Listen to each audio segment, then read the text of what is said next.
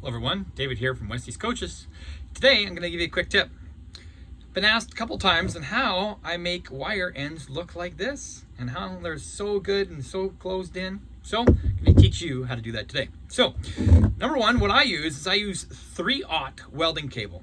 Now, the reason I use 3/0 welding cable is because I want to be able to bend, and I want to be able to have a noticeable size difference between my 4/0 lug and my 3/0 cable.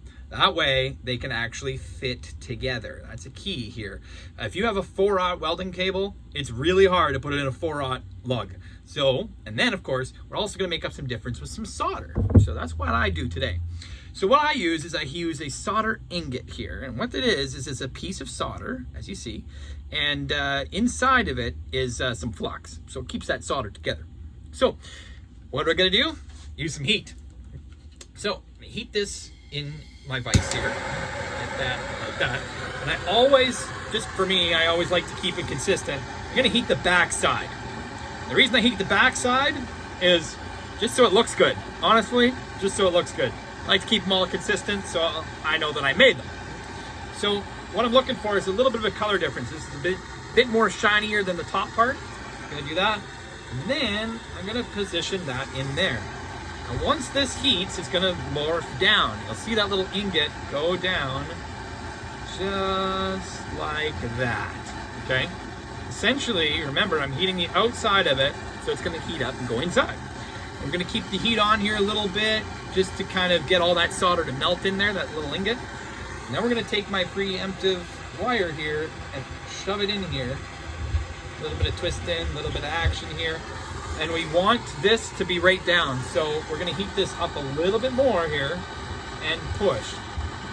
I also need to make sure my ends are 90 degrees, or straight in this case, for my battery look. So I'm just gonna kind of heat that, get that to go just like that, and she'll spin into place just like that. Another quick check, perfect. Now, we're all nice and hot, right? Literally smoking. So take this and we flip it over, and we put this back in here. Now, why am I doing that?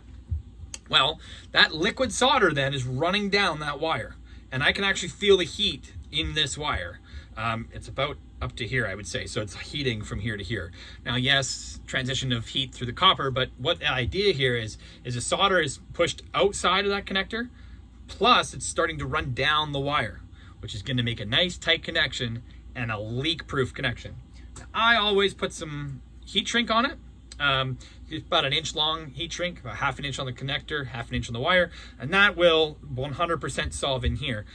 You can use electrical tape. For me though, if you're gonna go through this expense and doing it correctly, might as well get yourself some double wall heat shrink. Hope you learned something today, and RV on, guys.